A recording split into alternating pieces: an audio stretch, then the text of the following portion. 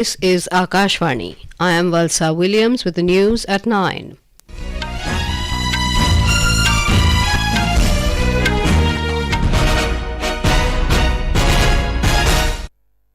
The headlines. State set for counting of votes tomorrow for assembly elections in Madhya Pradesh, Rajasthan, Chhattisgarh and Telangana. Government calls for cooperation from all political parties for smooth functioning of winter session of Parliament beginning Monday. Vice President Jagdeep Dhankhar says India's growing economy and fast pace of development require robust arbitration institutions in the country.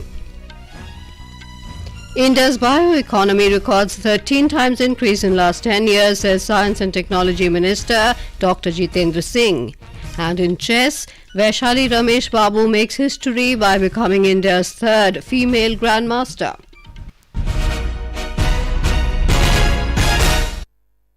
The stage is set for the counting of votes tomorrow for assembly elections held recently in Madhya Pradesh, Chhattisgarh, Rajasthan and Telangana. The Election Commission has revised the date of counting for the Mizoram assembly polls from Sunday to Monday. The Commission took the decision after receiving several representations from various quarters requesting for change in the date of counting, as tomorrow being a Sunday holds a special significance for the people of Mizoram. Counting of votes in the 4 states is scheduled to start at 8 in the morning tomorrow. In Telangana, counting will be held at 49 centres across the state. Polling to the 119-member Telangana Legislative Assembly was held on Thursday. Our correspondent has the details. A total 2,290 candidates, including 221 women and 1 transgender, are in the fray, while Chief Minister K. Chandrasekhar Rao, PCC President Revanth Reddy and Itala Rajender of BJP are contesting from 2 seats each. 6 MPs of Congress and BJP are contesting this time for the Assembly, while over 100 sitting members are seeking re-election to the Assembly. The BRS contested all 119 seats alone, while BJP allocated 8 seats to its ally Janasena, while MIM contested in 9 seats. BSP contested 106 seats. Lakshmi, Akashvani News, Hyderabad. In Rajasthan, counting will take place at 36 centres. Chief Electoral Officer Praveen Gupta said around 175 companies of Central Reserve Police Force and Rajasthan Armed Constabulary teams, along with local police, have been deployed at the centres to avoid any untoward incident. Polling in the state was held on the 25th of last month for 199 assembly constituencies. The majority mark in the state is 100.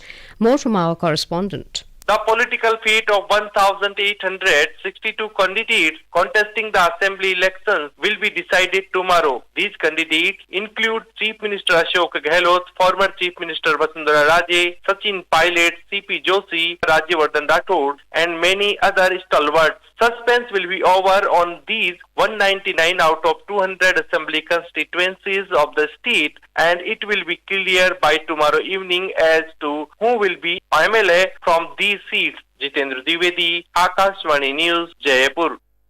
In Madhya Pradesh, 2,533 candidates are in the fray for the 230-member state assembly, for which polling was held on the 17th of last month.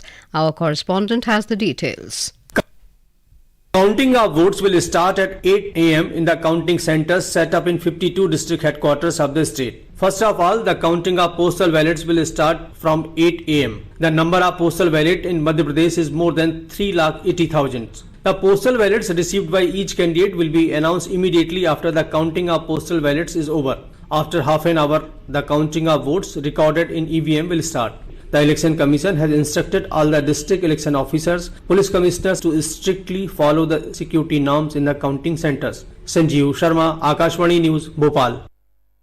In Chhattisgarh, 3-tier security arrangements have been put in place across all counting centres in 33 districts of the state. The election to the 90-member state legislative assembly was held in 2 phases on the 7th and 17th of November. We have a report. The political fate of 1,181 candidates will be decided by tomorrow afternoon. In 2018 assembly elections, the Congress won 68 seats while BJP managed to get 15 seats. Janata Congress Chhattisgarh got 5 and BSP candidates elected in 2 seats. This time, while the Congress and the BJP are contesting in all the 90 seats, BSP and Gondwana Ganatantra Party contested the elections in an alliance. Most of the seats are likely to witness straight contest between the Congress and the BJP. With Bikalp Shukla, this is Manaspatim Sharma, Akashvani News, Raipur. News Services Division of Akashvani brings to you special program on results of assembly elections in Chhattisgarh, Madhya Pradesh, Rajasthan and Telangana on Sunday the 3rd of December. Results update, bilingual discussions and in-depth analysis with eminent experts from 9:30 in the morning to 9:30 p.m. Stay tuned to Akashvani Gold and the entire national network of Akashvani.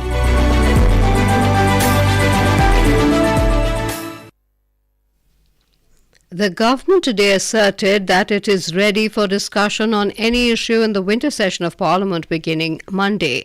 Briefing media after an all-party meeting in New Delhi, Parliamentary Affairs Minister Prahlad Joshi said the government has urged political parties for cooperation for the smooth functioning of both houses of Parliament during the winter session. 17th Lok Sabha का आखिरी session है, तो इसलिए structure debate के लिए सरकार और हमारा पार्टी दोनों तैयार है. We are fully ready because हमने माननीय मोदी जी के नेतृत्व में गत 5 साल में जो कुछ भी काम किया है और जो भी हमको सफलता मिले है उसका भी हम चर्चा करना चाहते हैं. We want that house should run smoothly. तो हम बहुत इसमें हमारा आग्रह है, सरकार का भी आग्रह है, हमारा पार्टी का भी आग्रह है. Mr. Joshi said that 19 bills are scheduled to be taken up in the session, which will continue till the 22nd of this month.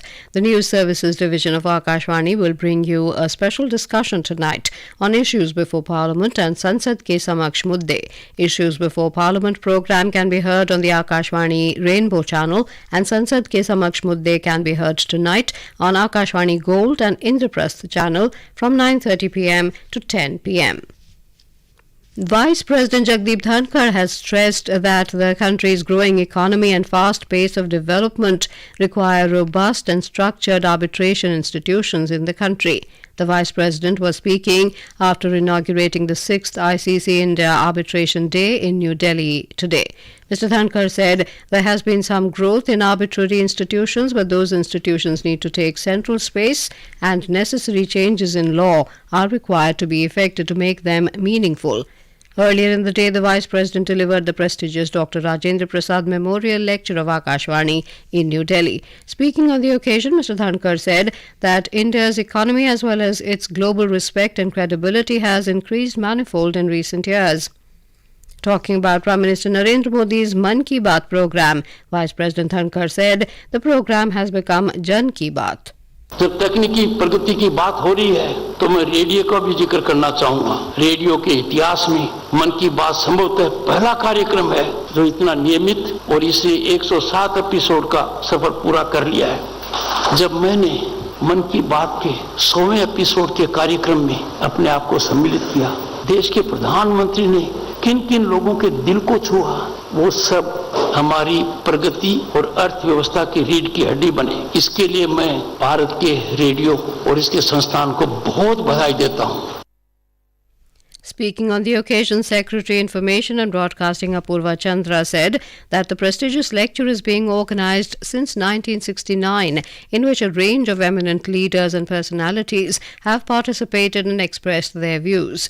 Prasar Bharati CEO Gaurav Dwivedi, Principal Director General Akashvani News Dr. Vasudha Gupta and other senior officers attended the program.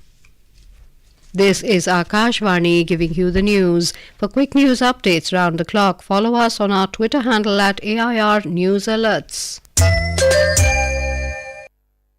Union Minister of Science and Technology Dr. Jitendra Singh today said the time has come to define biovision for Bharat. He said the Biotechnology Research and Innovation Council (BRIC) will fulfill Prime Minister Narendra Modi's vision for Atmanirbhar Bharat in areas like healthcare, food and energy needs by scaling biotech research and innovation. He added that the Indian bioeconomy recorded 13 times increase in the last 10 years. Dr. Singh was addressing the first ever meeting of the BRIC Society following its registration on the 10th of last month after getting the cabinet approval.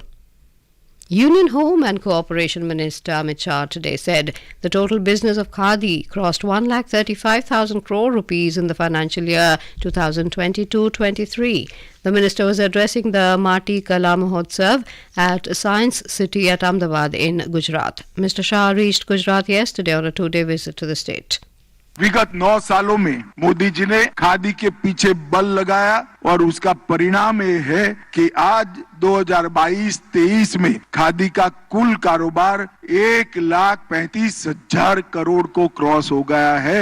साथ में 1,35,000 करोड़ के turnover के अंदर कम से कम 1 लाख लोगों का योगदान है। लाखों लोग अपनी आजीविका ये 1,35,000 करोड़ के टर्नओवर के माध्यम से प्राप्त किए हैं और सम्मान के साथ जी रहे, आत्मनिर्भर हुए। Vikasit Bharat Sankalp Yatra is going on in different parts of the country. Under the Yatra, the information, education and communication vans with the aim to disseminate information regarding the central flagship welfare programs are reaching every corner of the country.